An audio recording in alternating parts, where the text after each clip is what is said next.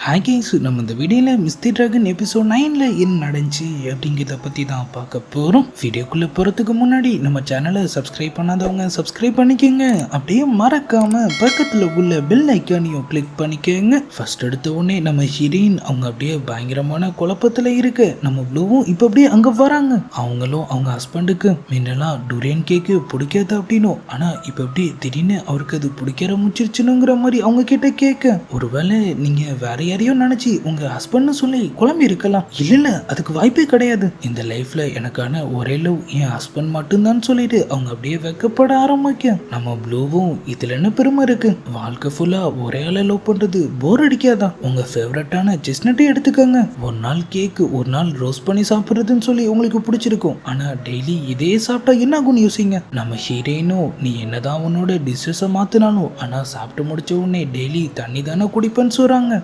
லவ்வும் அதே மாதிரி தான். ஒரு உண்மையான லவ் என்னைக்குமே போர் அடிக்காது. மேரேஜுக்கு அப்புறம் தான் அது ஃபுல்ஃபில் ஆகும். அதுக்கப்புறம் அவங்க லைஃபே ரொம்ப ஹாப்பியா இருக்குங்கிற மாதிரி அவங்க சொல்ல, ஆனா எனக்கு ஏன் நான் லவ் பண்ணதும் மேரேஜ் பண்ணதும் வேற வேற ஆளுங்கிற மாதிரி தோணுதுன்னு தான் புரியலங்கிற மாதிரி அவங்க சொல்றாங்க. நம்ம ப்ளூவும் ஏன்னா அவங்க நிஜமாவே வேற வேற ஆள் தானே. நம்ம ஹீரோயின் நீ என்ன சொல்றன்னு கேட்க, பாதிரி போன நம்ம ப்ளூ அதாவது பசங்க நம்மளை லவ் பண்ணும்போது போர்க்காலத்துல இருக்கிற ஒரு வீர மாதிரி இருப்பாங்க, நமக்காக எதையும் பண்ணுவாங்க. ஆனா அதே பொண்ணை கல்யாணம் பண்ணிட்டா அதுக்கப்புறம் அவங்க போர்ல ஜெயிச்ச மாதிரி. அதுக்கப்புறம் நம்ம அவங்களுக்கு ஒரு சாதாரண ஆள் தான். நம்ம ஹீரோயினும் இது தெரிஞ்சா நான் லேட்டாவது கல்யாணம் பண்ணிருப்பேன்னு சொல்லி லைட்டா ஃபீல் பண்ண, நம்ம ப்ளூ டிராகன் கிங் உங்க மெமரிஸை மாத்திட்டாரு ஆனா ஃபீலிங்ஸை மாத்த முடியலன்னு சொல்லி அவங்க ஒரு பக்கம் ஃபீல் பண்றாங்க. இப்ப அப்படியே ஃபேடி மோட்டலோட இடத்த தான் காட்டுறாங்க. நம்ம பவிலியன் கிங்கும் அங்கதான் இருக்காரு.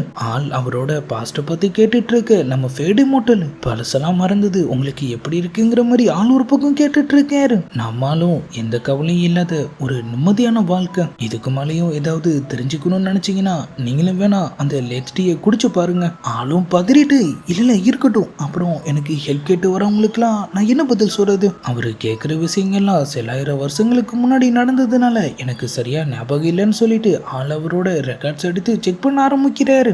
லோன்லி ஸ்டார் சரியான நேரத்துல அவரோட கடமை செய்ய தவறிட்டாரு. அதுக்கப்புறம் அவருக்கான தண்டனை கொடுக்கப்பட்டுச்சு. அவரோட எலும்புல ஒரு பாகத்தை எடுத்து ஃப்ளோட்டிங் பேப்பரை ரெடி பண்ணாங்க. அவரும் தன்னோட தப்பை ஒத்துக்கிட்டு தானே முன் வந்து லேத் டீயும் குடிச்சாரு. அதுக்கு மேல எந்த டீட்டெயிலுமே இல்ல. ரெண்டு பேருமே குழம்பிடுறாங்க. நான் இதுக்காக அனுமதி இல்லாம என் போஸ்ட் விட்டு போகணும். அன்னைக்கு உண்மையிலேயே அப்படி என்ன நடந்துச்சுன்னு ஆள் கேட்க, அப்படியே இப்ப மோட்டல் வேல்டு நம்ம ஹீரோயின் அந்த ஃப்ளவர் ஃபாரஸ்ட்ல தான் இருக்காங்க. அவங்க முன்னாடி நம்ம ஹீரோவும் இருக்கு. ஆள் திடீர்னு மறைஞ்சு போறாரு. அவங்களும் நில்லுன்னு சொல்லி கத்திட்டு அப்படியே தூக்கத்துல இருந்து எந்திரிக்கிறாங்க. நம்ம ப்ளூ வந்து என்னாச்சுன்னு சொல்லி அவங்கள அப்படியே சமாதானப்படுத்த அவங்க பழைய ரூம்ல இருந்து கண்டுபிடிச்ச ஒரு பேப்பர் டிராகனையும் அப்படியே அவங்க கிட்ட தராங்க. நம்ம லூயிங் இது என்னோடதான் அப்படிதான் நான் நினைச்சேன், இல்லைன்னா கொடுத்துருங்கன்னு அவங்க சொல்ல, நம்ம ஹீரோயின் இல்ல இது என்னோடதுதான், இந்த உலகத்திலேயே இதை என்னால மட்டும்தான் செய்ய முடியும்னு நம்மால் சொன்னதெல்லாம் அவங்களுக்கு லைட்டா ஞாபகம் வருது. அவங்க நேரா அந்த ஃப்ளவர் ஃபாரஸ்ட்டுக்கு போயிட்டு அவங்க புதைச்சு வச்ச அந்த பெயிண்டிங்கை தான் அப்படியே தேடுறாங்க. ஆனா இப்ப அங்க வெறும் அந்த பெயிண்டிங்கை கட்டியிருந்த நூல் மட்டும்தான் இருக்கு. எனக்கு என்னாச்சு, என் வாழ்க்கையில நடந்த இது ஒரு ரொம்ப முக்கியமான விஷயத்த நான் மறந்துட்ட மாதிரி எனக்கே தோணுது. அப்பதான் நம்ம ஹீரோவும் இப்ப அங்க வராரு. ஆனா நம்ம ஹீரோயின் கைக்கு அவர் அப்படியே ஒரு மாதிரியா அழிஞ்சு போன மாதிரி தெரியும். நீங்க என் ஹஸ்பண்ட் தானே, என்னால ஏன் உங்களை ஒழுங்கா பார்க்க முடியலன்னு அவங்க கேட்கிறாங்க. நம்மளும் ஏன்னா இது உன்னோட கனவு மட்டும்தான் சொல்றாரு. நம்ம ஹீரோயினும் கனவா இருந்தாலும் இப்பதான் எனக்கு என்னோட உண்மையான ஹஸ்பண்ட் கூட இருக்கிற மாதிரி தோணுது,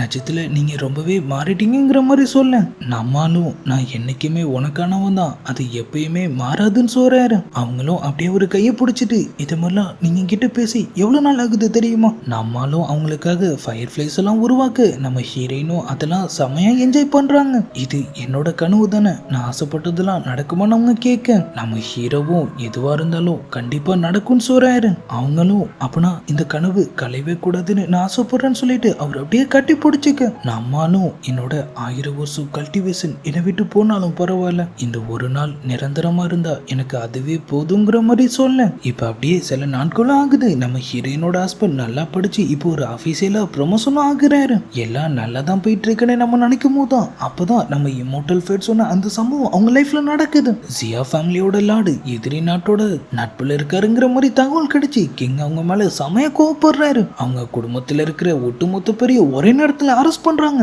ஆனா நம்ம ஹீரோ உள்ள பூந்து நம்ம ஜியாவை அம்மாவை மட்டும் அங்கிருந்து காப்பாத்த. இப்ப அவங்க ஒரு சேஃபான இடத்துல இருக்காங்க. அவங்க அப்படியே அழுதுட்டு இருக்க நம்மாலும் ஏதாவது சாப்பிடுங்கிற மாதிரி சொல்றாரு. ஆனா அவங்க என்ன காப்பாத்த முடிஞ்சுனா அப்போ உன்னால என் அப்பா அம்மாவை காப்பாத்திருக்க முடியும்ல, நீ ஏன் அவங்களுக்கு ஹெல்ப் பண்ணலன்னு சொல்லிட்டு அவங்க அப்படியே கத்துன்னு கத்த ஆரம்பிச்சிடுறாங்க. உன்னை கல்யாணம் பண்ணிக்கிறேன்னு சொன்னப்போ அவங்க சொன்னாங்க நீ ஒரு மான்ஸ்டர், உன்னால நம்ம குடும்பத்துக்கு அழிவு மட்டும்தான் ஏற்படும்னு. அது இப்ப உண்மையாயிடுச்சுலங்கிற மாதிரி அவங்க சொல்ல நம்மால் எதுவுமே சொல்லாம அமைதியா அப்படியே அங்கிருந்து கிளம்புறாரு. அவங்களும் ஒரு பக்கம் காட்டு கத்திட்டு இருக்க. இப்ப அப்படியே அவங்க கசின்னு ஆள் நேரா நம்ம ஹீரோயினை தான் பார்க்க வராரு. அவங்க ஒரு பக்கம் டென்ஷனா அங்க இங்கமா நடந்துட்டு இருக்காங்க. என்னாச்சு சியா ஃபேமிலியை எப்படியாவது காப்பாத்துனீங்களா? ஆனா அவரு பிரச்சனை ரொம்பவே பெருசு, என்னால எதுவும் பண்ண முடியலன்னு சொல்றாரு. அபிஷியல்ஸ் சியாவோட அப்பா அம்மாவை அரெஸ்ட் பண்ணிட்டாங்க. ஆனா அவளை மட்டும் ஆளை காணும். எனக்கும் இப்பதான் தகவல் கிடைச்சிச்சு அவளோட ஹஸ்பண்ட் ஒரு டீமனாமே. எனக்கு என்னமோ அவன் தான் அவளை கொன்னிருப்பானுன்னு தோணுது. ஆனா நம்ம ஹீரோயின் டிராகன் கிங் அந்த மாதிரி ஆள் கிடையாது, அவர் அப்பெல்லாம் பண்ணிருக்க மாட்டாருன்னு சொல்றாங்க. ஆனா அவங்க ஹஸ்பண்ட் அவனை கல்யாணம் பண்ணதுக்கு அப்புறம் தான் அவங்க ஃபேமிலிக்கு இவ்வளவு பிரச்சனையும். எனக்கு என்னமோ அவன் தான் இதுக்கெல்லாம் காரணமா இருப்பானுன்னு தோணுது. ஆனா நம்ம ஹீரோயின் அவரு என்னதான் சொன்னாலும் நம்ம ஹீரோவை அவர்கிட்ட விட்டு கொடுக்காம பேசுறாங்க. நம்மளும் அங்கதான் இருக்காரு. இந்த உலகத்திலேயே என்ன முழுசா புரிஞ்சுக்கிட்ட ஒரே ஆள் நீதாங்கிற மாதிரி அவரு சொல்ல நம்ம ப்ளூவும் வேகமா இப்ப அங்க ஓடி வராங்க. டிராகன் கிங் இது உங்ககிட்ட கொடுக்க சொன்னாரு. நம்ம கசினும் அது வாங்கி செக் பண்ணி பார்க்க ஜியா ஃபேமிலியோட லாடுக்கும் எதிரி நாட்டை சேர்ந்தவங்களுக்கும் எந்த சம்பந்தமும் இல்லங்கிறதுக்கான மொத்த ஆதாரமும் அதுல இருக்கு. இது போதும், நம்ம இந்த பிரச்சனையை ஈஸியா சால்வ் பண்ணிடலாம். நம்மால் இப்ப அப்படியே வழக்கம் போல நம்ம இம்மோர்டல் ஃபேட் கூட உட்காந்து ட்ரிங்க் சாப்பிட்டுட்டு இருக்க. ஆளும் நீ ஜியா ஃபேமிலியை இந்த பிரச்சனையில இருந்து காப்பாத்திட்ட, ஆனா நீ பண்ணது எவனோட சட்டத்துக்கு எதிரானது. நம்மாலும் நீ வாயை துறக்காத வரைக்கும் இதை பத்தி யாருக்கும் தெரிய வராது, அப்புறம் என்ன பிரச்சனைன்னு கேட்கிறாரு. டிராகன் கிங் நீ பண்ற எதுவுமே சரியே இல்ல. பவிலியன் கிங் கிட்ட சியாவை கல்யாணம் பண்ணிக்கத ப்ராமிஸ் பண்ணிட்டு உன்னோட ஒரு ஃபேக் ஃபார்மா வச்சு அவளை மேரேஜ் பண்ணிக்கிட்ட. எனக்கு என்னமோ 1000 வருஷம் வாழ்ந்த டிராகன் கிங் இப்ப அவனோட லவ் ட்ரிபியூலேஷன்ல மாட்டிக்கிட்டான்னு தோணுது. நம்மாலும் நான் அவளை லவ் பண்றதா எனக்கான சோதனைனா வாழ்க்கை ஃபுல்லா நான் அதுல மாட்டிட்டு இருக்க தயாரா இருக்குங்கிற மாதிரி சொல்றாரு. நம்ம ப்ளூ அறக்க பிறகு இப்ப இப்படி அங்க வராங்க. டிராகன் கிங் 2-3 நாளா லூயிங்க்கு உடம்பு சரியில்லை, டாக்டர் இப்பதான் செக் பண்ணாரு, அவ 2 மாசம் பிரெக்னெண்டா இருக்கா. அடுத்த செகண்டே அவரும் அப்படி அங்கிருந்து காணாம போக நம்ம ஃபேடி மொட்டலும் ஆமா நீ எப்பிலிருந்து இவனுக்கு ஹெல்ப் பண்ணிட்டு இருக்க, உன் மெட்டர் மார்க்க மறைய வைக்கவே உனக்கு நேரம் சரியா இருக்குமே நாள் கேட்க. அட அதை பத்தி ஏன் கேக்குறீங்க, இந்த மார்க்க சரி பண்றதுக்காக நான் பவிலியனுக்குள்ளேயே போனேன். ஆனா அங்கிருந்து ஒரு கெட்ட சக்தி கிட்ட நான் மாட்டிக்கிட்டேன். அங்கிருந்து தப்பிக்கிறதுக்குள்ள போதும் ஆயிடுச்சு. பவிலியன் கிங்க பத்தியா நீ சொல்றேன்னு நம்மால் கேட்கிறாரு. போது நிறுத்துங்க, அவர் பேரு கூட நான் கேட்க தயாரா இல்ல. சரி எனக்கு வேற ஒரு முக்கியமான வேலை இருக்கு, நான் கிளம்புறேன்னு சொல்லிட்டு அவங்களும் அப்படி அங்கிருந்து பறந்து போக இப்ப அப்படியே பவிலியன் கிங்க தான் காட்டுறாங்க. ஆள் ரொம்பவே டயர்டா இருக்காரு. அவரோட அசிஸ்டன்ட் நீங்க இனிமேலும் உங்க பவர்ஸை யூஸ் பண்ணி ஸ்கைநெட்டை சரி பண்ண வேண்டிய அவசியம் இல்லைன்னு நினைக்கிறேன். அப்ப என்ன அந்த டீமன்ஸை தப்பிக்க விட சொல்லியான்னு ஆள் கேட்க லூயிங் பிரெக்னண்டா இருக்கா. இந்த நேரத்துல அவளுக்கு லேபர் பெயின் வந்துச்சுன்னா அதுக்கப்புறம் அவளோட சோலுங்கிற மாதிரி சொல்ல இப்ப அப்படியே மோட்டல் வேர்ல்டு நம்ம ஹீரோயினோட நிலைமை ரொம்பவே மோசமா இருக்கு. அவங்க சர்வன்ட்ஸ்லாம் அவங்க ஹஸ்பண்ட் வர இங்க இல்ல, இந்த நேரத்துல இப்படி ஆகணும்னு சொல்லி ஒரு பக்கம் பாத்துட்டு இருக்க. நம்ம ப்ளூ ஒரு டாக்டரும் கைமா இப்ப இப்படி அங்க வராங்க. நீங்க எல்லாரும் கிளம்புங்க, இதுக்கு மேல நாங்க பாத்துக்கிறோம். வந்தது வேற யாரும் இல்ல, நம்ம ஹீரோ தான். ஆளும் அவங்கள அப்படியே செக் பண்ண அவருக்கு நல்லாவே புரியுது இந்த ரூம்ல ஏதோ ஒரு ஸ்ட்ராங்கான ஸ்பிரிட் பவர் இருக்குன்னு. நம்ம ப்ளூவும் சரியா கெஸ் பண்றாங்க.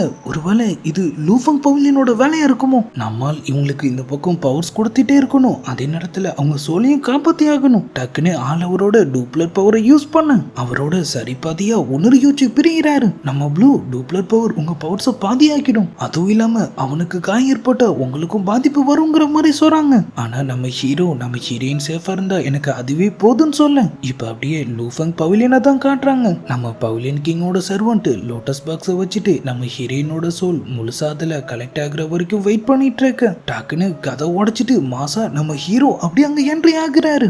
காட்ஸ் எல்லாரும் வழக்கம் போல அப்படியே பறக்குறானுங்க.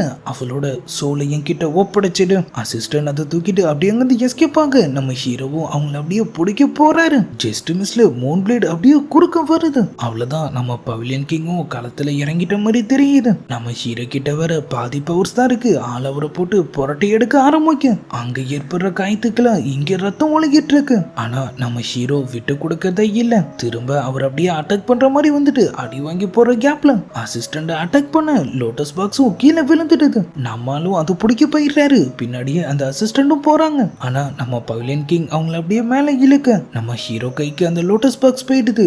ஆளும் ஆனாலும் அவங்க சோலை ஃப்ரீ பண்ணி விட்டுறாரு.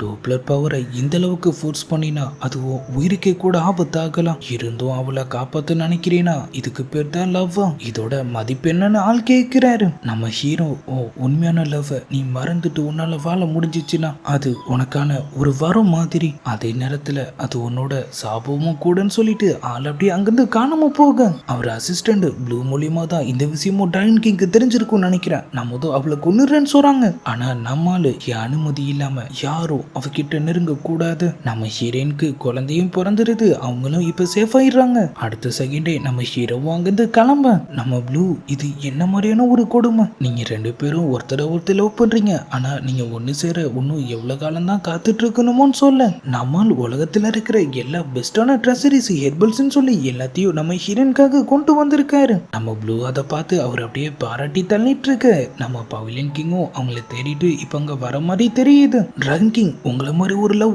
யாருக்குமே கிடைக்காது. ஒட்டுமொத்த இமோட்டல்ஸ்க்கும் நீங்க ஒரு ரோல் மாடல். நம்ம பவிலியன் கிங்கும் அந்த எல்லாத்தையும் வேடிக்கை பார்த்துட்டு இருக்க நம்மளும் இதுக்கு மேல நீ பார்த்துக்கோன்னு சொல்லி அவங்க தோல்ல தட்டி கொடுத்துட்டு அப்படியே வந்து கிளம்புறாரு. அவங்களும் அது எல்லாத்தையும் ஆச்சரியமா பார்த்துட்டு இருக்கு. நம்ம பவிலியன் கிங் ஆள் அப்படியே உள்ள வராரு. அவங்களும் எஸ்கேப் ஆக பாக்குறாங்க. ஆள் டக்குன்னு அவங்க கையை பிடிக்க கையை விடுங்க விடுங்கன்னு அவங்க கத்துறாங்க. அந்த டிராகன் கிங் மட்டும் உன்னை தொட்டு பேசலாம், ஆனா நான் தொடக்கூடாதா? என்னை பத்தி நீ என்ன நினைச்ச? பவிலியன்ல இதை விட பெஸ்டான ட்ரெஸரிஸ்லாம் என்கிட்ட இருக்குன்னு ஆள் சொல்ல நம்ம ப்ளூக்கு ஒண்ணுமே புரியல.